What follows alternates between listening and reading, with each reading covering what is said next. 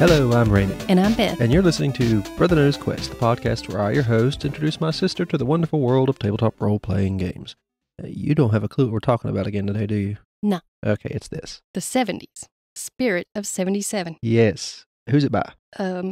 David Kazia and Bob Richardson. Yeah, I'll trust you on that because I just gave you the book. Sex, drugs, and rock and roll. Yeah, it's another PBTA game based on the Apocalypse engine.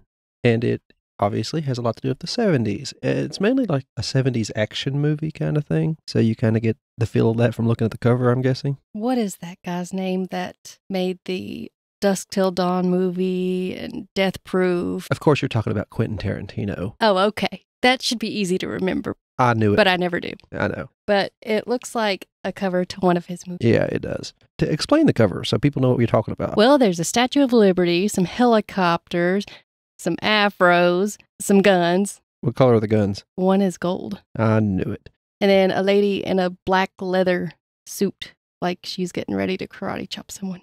That would be the Spirit of 77. And is that the Empire State Building? Most likely. Or someplace in Miami. I don't know. The Empire State Building is not in Miami. No, I'm saying it could be in Miami. Oh, okay. Every time I think of 70s and 80s, I think of Miami. I don't know why. Because of Grand Theft Auto. Probably. Vice City was pretty good. If you are running the game, you're called the DJ. Everybody else is just the players, PCs. Your character sheet isn't called a playbook in this. It's called a rap sheet. It consists of two sections, your role and your story. You pass them around so everybody can choose a role in a story. Multiple players can have the same story, but it's best not to duplicate roles. All you need to play the game is 2 6-sided dice. You recommend you bring your 70s music collection and something to play it on, preferably an 8-track. The basic rules are just like any PBTA game.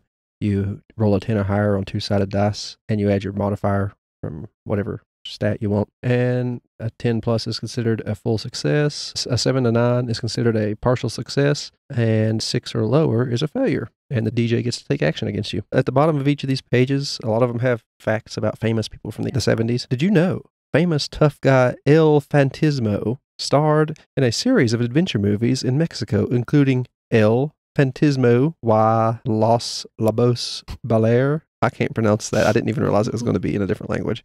I should have known when they said Mexico. And El Fantismo contra el Barbero de Frankenstein. I know what that one is. Did you know the good old boy Beau Dupree? I don't know any of this. Was approached to be the celebrity spokesperson for Beetle Wax until he made a pass at the company's president's wife. Well, is this part of the game? It's at the bottom of a lot of these pages. They just give you some interesting facts about the 70s. So it's real facts. I believe so, yes. Oh, yeah, I've never heard of any of these people. Mm-hmm. The upside to a bad situation is that failing on your dice roll gains you XP, like a lot, if not all, of the PBTA games I've talked about. So you get 1 XP when you roll badly. That's how your character gets better, by failing. You fail upwards. All characters are based on their role, defining what they do and how they solve problems. You have basic roles such as the bopper. I know, that's what I was giggling about. I was like, I want to be a bopper. Old school gang members with brass knuckle termination. The good old boy. Speed demons and stunt drivers into fast cars and daredevil chases. Dukes of Hazzard. That's exactly it, yeah. I can't put a name or a show to the bopper, but I know there were plenty of them. I just don't watch those kind of shows, really. The honeypot. Charismatic manipulators using good looks and whatever else to succeed. The rocker. Hard-working musicians dreaming of stardom and the big time. The sleuth. Wisecracking gumshoes, uncovering mysteries and solving crime. That's what I think of when I think of the 70s things. Gumshoes. That reminds me of a book in elementary school. I forgot the name of it. It was multiple books. The vigilante, justice-obsessed citizens serving hard vengeance. I mean, I didn't have to describe what a vigilante was, hopefully. In addition to a role, every character has a story, a background, pretty much. The All-Star, a big-name athlete now playing a deadlier type of game. You have the ex-con, out of stir and now rebuilding their life one way or another. Former badge, ex-cop now working on the other side of the tracks. The glam, it's all about being fabulous in front of the pack. I would play as a glamorous person, David Bowie or something. I mean, that is cool, but no, I just want to go around and whenever I'm battling someone, go pop, pop, pop. So I want to be a bopper. A bopper. Pop, pop. Well, this is the basic stories, so you can have one and the other at the same time. Ooh. Yeah. So, humble beginnings, small time, hitting the big time, with plenty of danger involved. Kung Fu, years of training have made your body a lethal weapon. One bad mother. You've got a rep on the streets and the ability to back it up. War vet. Out of the jungle, straight into the street. Some things don't change. X-Tech. All in the name of science. Weird science. X-Tech comes up here in a minute. I'll explain that. I looked up what out of stir means. It means out of the... Prison. Yeah, I knew that when it said ex-con. Your attributes, which you add to your rolls. You have might, which is strength. Take it. You got the strength to make it happen. You got the stones to outlast your opponent. Then you got the might. All right. Hustle. Agility. Whether it's bopping your way through... I say bopping a lot. I'm going to bop you. I do too. That's why I want that one. I just never knew it was a 70s thing. Whether it's bopping your way through a rumbler or showing your stuff on the dance floor, hustle makes it happen. Smooth is your charisma. Want to know if you're easy on the eyes or if you're cool in the gang? Show how smooth you are. Brains is intelligence. Don't be the fool. Take them to school. Show them how smart you are by showing you've got the brains. Soul is your spirituality. You won't get anywhere if you don't have the spirituality behind what you do to give it meaning. There's peace, there's love, and then there's soul. Then your stats are ranked from -1 to 4. It goes from below average at -1. 0 is completely average. Talented is +1. +2 is pro. And exceptional at +3. And you're superhuman at +4. Might you be used for physical activities, lifting heavy things like that. It's also used in the roles for deliver a beatdown, take a hit, and get in their face. I'll explain what all these are here in a minute, but I'm going in the order of the book. Hustle. It's used for moving quickly, obviously. Kung Fu characters can use hustle in place of might. Hustle is used for smoke his ass. Oh, another swear word. Get out of the way. Those two moves are great. It's also the main attribute for good old boys and vigilante roles. Smooth. Seducing people pretty much, manipulating folks. Smooth is used for getting what you want move. It's also great if you are the honeypot, obviously, or the rocker, or anyone else who wants to have a social interaction, They better kind of focus on that. I can't think of being a 70s person without some sort of charisma. It would just be wild to imagine that.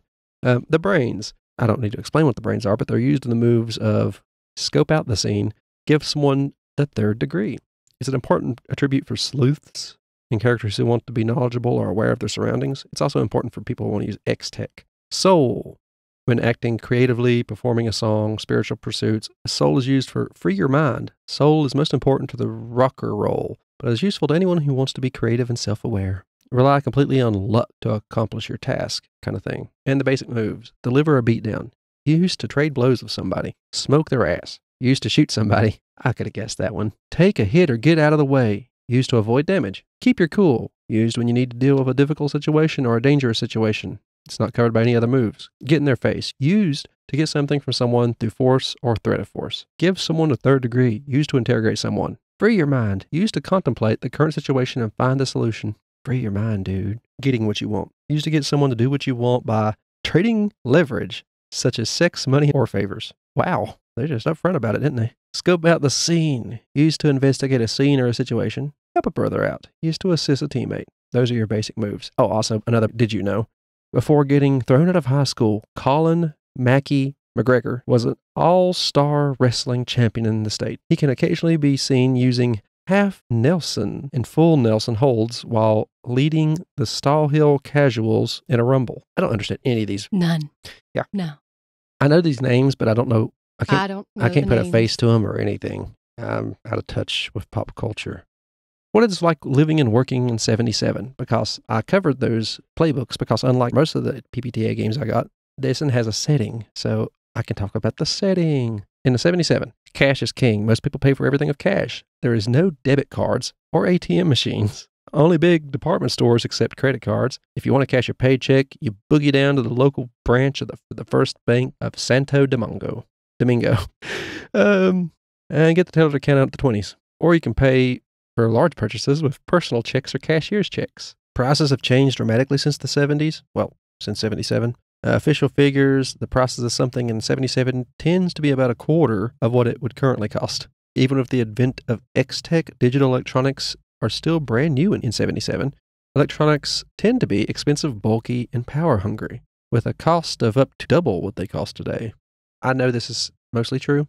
It's easy to get fact and fiction confused in this, because I believe most of this is talking about the real stuff, and they will mention when it's not. There's Firebird spark plugs advertisements.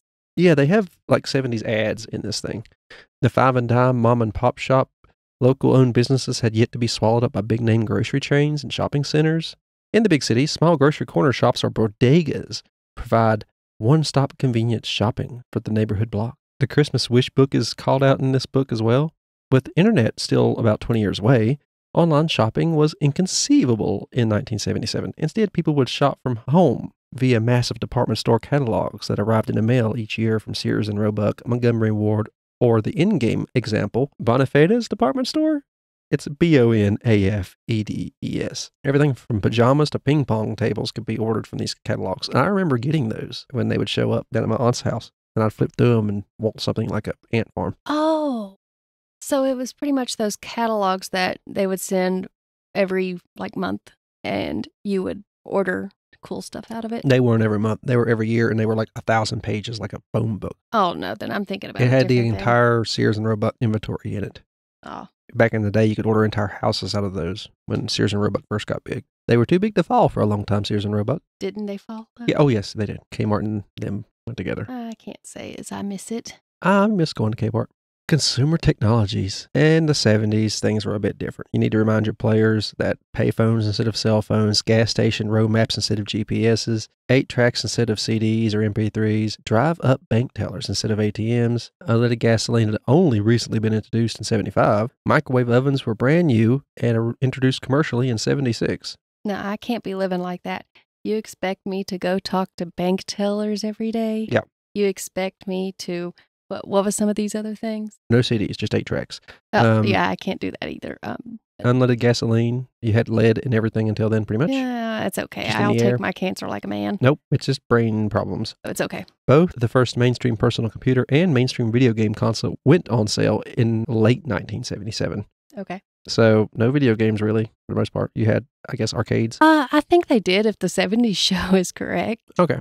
Yeah. Motoring in 77. It's the end of an era. The 50s and 60s were golden age of automobiles in the United States. Cheap gas, no emission standards, and growing youth demographic resulted in a laundry list of classic American automobiles. But this all changed in the mid-70s. Insurance premiums were at an all-time high. Vehicles prices skyrocketed. And in 73, the oil crisis caused gasoline prices to double. Federal emissions safety standards resulted in heavier cars with less powerful, unreliable engines. And in 75, smaller European Japanese imports were quickly gaining popularity. The flip side of this is 60s and 70s gas-guzzling cars are really cheap and available now. Fashion in 77. Good or bad, the 70s were a unique time for fashion. Bell-bottoms, 3-piece suits, mini skirts, and hot pants, combined with changing social norms from the 60s and amazing man-made materials such as polyester. Wow, what a thing. Textures and patterns are mixed like never before or since. Wearing plaid pants with a tweed jacket over an unbuttoned bright yellow... I don't think we would survive the 70s. Yeah, rayon shirt was not unreasonable in the mid to late 70s. Pop culture. The ubiquitous t-shirt that we all know today began to rise to prominence in the 70s. Personalized lettering or iron-on decals were available via mail order or specialized shops on every corner, kind of like we found at a Mothman festival. Smoking. Long-term health effects of smoking were still being brought to the public in the 70s. More than a third of American adults smoked tobacco products of one type or another. Cigarette machines were a common sight, and every home has an ashtray. Smoking in restaurants, on planes, and in almost every public space is common. Bet it smells great. Yeah, and you can still see cigarette and stuff like that advertised on TV. I remember back when that was still could be a thing sometimes. In 77, spirit of 77, glam rock bursts onto the music scene for the first half of the 70s, with the advent of 3 prominent musical artists, David Bowie in his Ziggy Stardust persona, Mark Bolan and his band T-Rex, and T-Rex. and the in-game star Vaya and the Kings in Yellow. The King in Yellow is a Cthulhu mythos person. Very dangerous. Okay, some very important events that happened in the 70s in this book. History dramatically changed in the world of 77 when President Nixon addressed the American public over the Watergate scandal in 73. In an impromptu morning news conference, Nixon outlined the actions taken by the committee to re-elect the president and acknowledged the Watergate hotel break-in by Howard Hunt and his cohorts. While claiming no wrongdoing, the president also announced the resignation of H.R. Haldeman and asked for a Senate hearing into the affair and publicly apologized for the actions of some of his people. Despite scathing editorials from the Washington Post, the Senate committee announced that Although the actions taken by the Watergate burglars were deplorable, there was no tangible proof of the president himself had any knowledge of the wrongdoing. So the president got away with this in this world, the Watergate scandal. Richard Nixon dodged another scandal and held on to the White House for another full term. The vice president has gone missing also. Well, we think. Of course, the Good Morning speech didn't save Vice President Spiro Andrew from fallout related to allegations of kickbacks and bribes in June of '73. Public consensus was that Andrew ultimately helped the president by falling on his sword and resigned from public office. In spirit of '77, however, Andrew disappeared later that year in July of '73, visiting Bob Hope on a golfing trip to Palm Springs. Conspiracy theorists such as our own Wolf T. Ellis suggest that Andrew was offered to aliens as the first diplomatic envoy to extraterrestrials, but most people dismiss such allegations as crazy talk, prompted by one too many tequila sunrises. Of course, that doesn't mean it's not true. I'll explain that when we get to the X-Tech. Speaking of weird conspiracies, in the 70s, they were rampant with talk of alien encounters and UFO sightings across the country. Weird theories ran rampant, although the common belief among the truly paranoid points to alien contact made between the U.S. Apollo astronauts and aliens seeking to communicate with the first human representatives to reach the moon, casting the space race in a different light altogether. In point of fact, the moon's surface now features a bronze plaque with an engraved inscription bearing President Nixon's name. Why? Because he wasn't out thanks to Watergate by this point in the book. Ah. Mm-hmm. The Battle of Saigon, you know what I'm talking about? Vietnam. They say only Nixon could go to China, and that only Tricky Dick could pull off what is known as Nixon's double cross.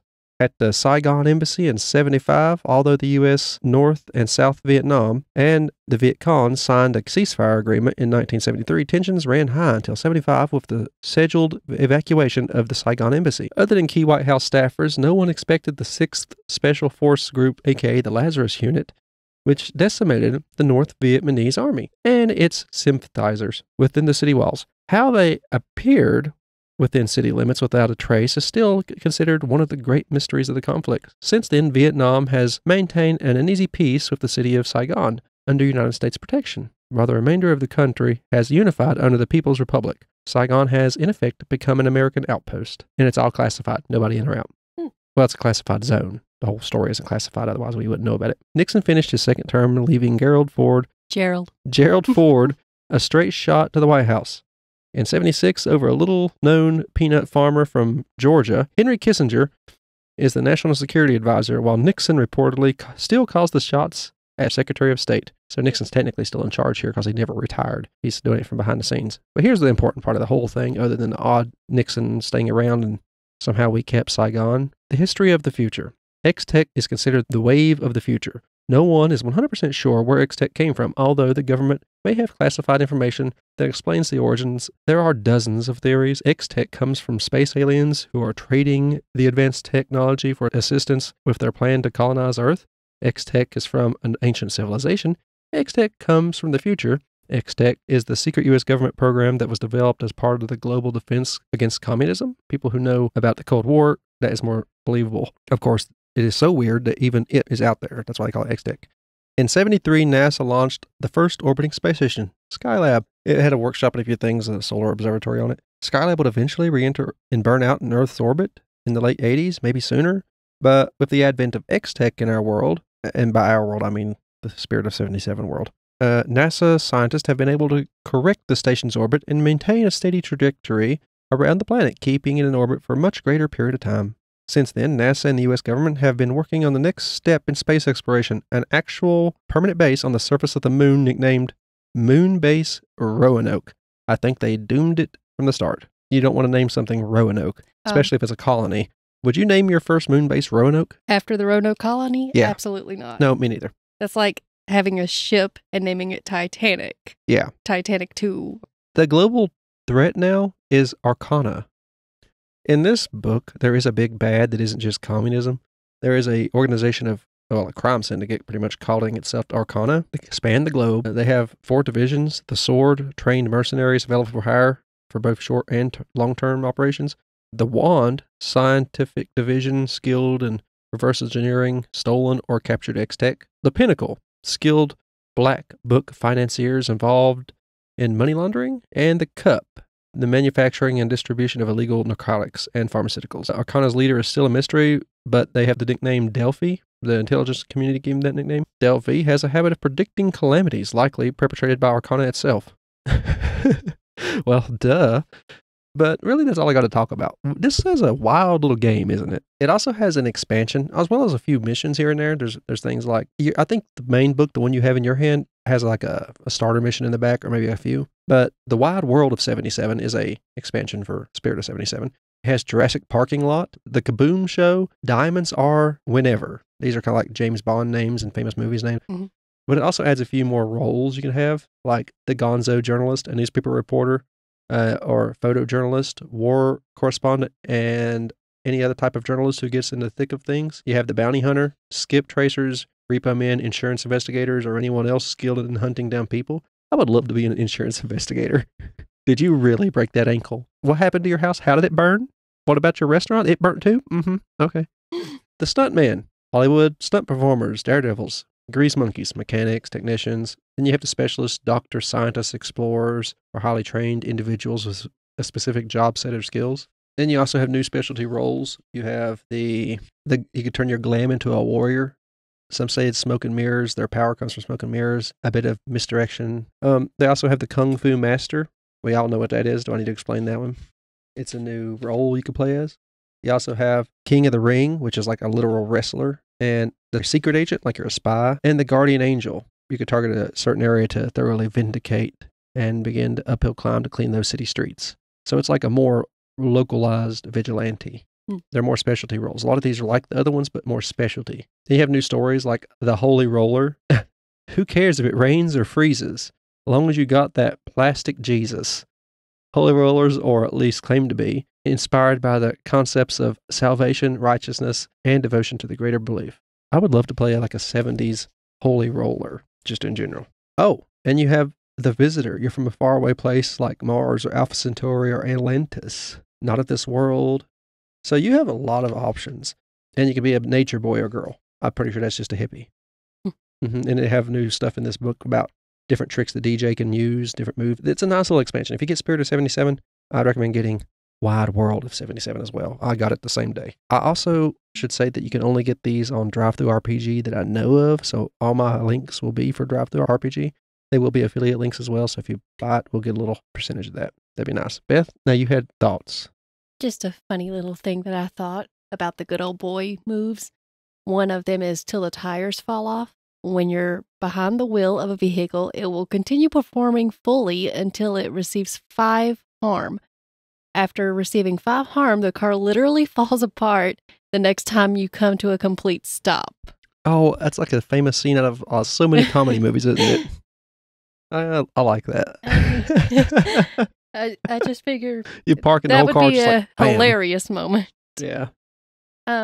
If I decided not to be a bopper, I'm going to be a honeypot. I like those too. Because it says, the less you wear, the harder you are hit. When you are naked or nearly naked, gain 2 armor. When you are topless or wearing revealing non-armor clothing, gain 1 armor. If you are wearing any armor, use it instead. But there's also the part that I just feel like is me in real life. Tell me I'm pretty. When someone uses flattery to encourage you to do your best, they may roll plus your soul. That's a stat, remember? When helping a brother out. I just feel like, yes. Tell me I'm pretty. That, there's one of those in most of these games. They just kind of rescan, really well rescan, the ones from Apocalypse World. And if you remember, there was one in there that was all about seducing folks and everything. Mm-hmm. So that's just a reskin of that one, because they have the same moves. I didn't go into the moves because I didn't think people would think them interesting, but I see now that you really like the moves for each one a lot more than you like the standard moves. Yeah. Well, they're different. Oh, yeah, they're different. That's what makes them special. I didn't look at the Holy Roller one. You want me to? I bet that wouldn't be... I didn't see it, but then again, I'm just kind of I've got the expansion book. Oh, okay. Yeah, sure. Go into it. Yeah. The Holy Roller. God is my co-pilot. When you take time to say a prayer before starting a vehicle, roll with something extra until you exit the vehicle so you don't have to roll, the normal stat for controlling a vehicle. What happens if you don't roll well? You do badly. The car crashes or something. Oh. Faith healing. Once per scene, when you lay hands on someone that has recently suffered harm, roll plus soul. So you can heal someone with just laying on hands. Can I get an amen? When you give a stirring speech or a sermon to a group of people, roll plus soul. On a 10 plus, the group follows your directions for as long as you keep talking. And on a 7 to 9, you have their undivided attention for as long as you keep talking. So you can be a distraction if nothing else. Pass the collection plate. When you tell people you are collecting money for a good cause or roll plus smooth. On a 10 plus, you can pick 2 of these. On a 7 to 9, pick 1. Everyone believes you're sincere. People reach into their pockets and hand you some money. You don't draw unwanted attention. In cold reading, when you try to coax information out of a non-hostile subject, you may roll plus soul instead of plus brains when giving someone the 3rd degree. And then repent, sinner. When you raise your voice to condemn someone's actions, roll plus soul. They stop what they're doing and beg for forgiveness. They flee from you as fast as they can. They follow your next command to the best of their ability. They are stunned. The next move made against them can be rolled with something extra, which is basically an advantage in this game. Not all the holy rollers are 100% legit in their actual devotion to their claimed beliefs. Many con artists try to veer you off course. So you can be a con artist and still... That sounds about right. I love that. I would so play a holy roller in the 70s. As you were explaining this, I was thinking how hilarious it could be if you had Ethan play and somebody else play as a holy roller. Oh, no. That would be great. He's strong in his faith, so he's playing Cards Against Humanity, and he wouldn't use any foul language that involved God in it. So I can understand. I respect that. I can understand that, yeah. You know, he ain't out here forcing it on people, so that's cool. No. I understand completely. I ain't going to force you to cuss. No. You do what makes you comfortable as long as it's not hurting anybody else. I've cussed a lot more during these podcasts because the names in the Apocalypse World books are literally bad things sometimes. Like, they're just, I have to cuss. Speaking of which, I need to call out TikTok a little bit. Do it, because that is absolutely ridiculous. If you listen to this, and I reviewed or talked about, I don't review these games. I kind of say if I like them or not, but I talked about the mallard, the duck people in Dragonbane. I put a video up of me talking about the mallard on TikTok. Just some audio of me talking about the history of the mallard. And they took it down thanks to community guidelines. They refused to say what. I don't know how duck people offended someone. Yeah. I wonder if it wasn't the fact that they go on rampages or something, but we've talked about so much worse. The thing is, on my podcast, I use the word death. It's literally, the title is Horrific History and Hauntings. It's got the words death, torture, it's all kinds of crazy things that are dark like that and disturbing. And so why have none of my videos had this issue, but you talking about a duck that fights in a game? I don't know. Does. It could have been the fact I said rampage or something. But I talk about people going on rampages too. Yeah, a murder spree or something. Yeah. So serial killers. Explain. I mean, it wasn't somebody reported me. It's just that their algorithm heard something or seen something in the text that they just didn't like, I guess. I think they should have to have some human look over that. I did fight it, but they haven't heard. You'd never hear back from them. And if it happens a few times, they just close your account. So I'll put stuff on TikTok until it happens. They took down my cat video. Yeah, and there's a few months literally ago. Nothing wrong with No, it. it's my cat meowing. There's nothing wrong with it. So if they keep it up, I've seen a lot of people with big accounts. They don't even check over the ones with large number of followers. If something happens to their account, they're just gone. Yeah. It ain't like YouTube, who tends to actually look into it. It might take a little while, but they do. Yeah. I would just suggest keep posting what you want.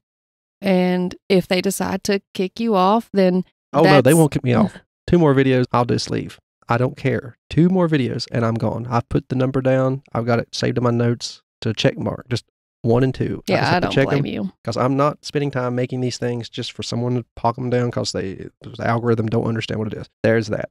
Now, Beth, do you have anything else to say about the game?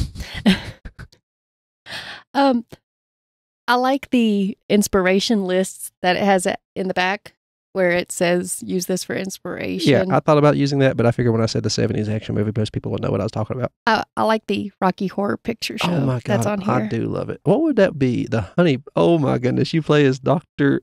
Frankenfurter. Frankenfurter, but I would definitely be Frankenfurter. But you're the honeypot.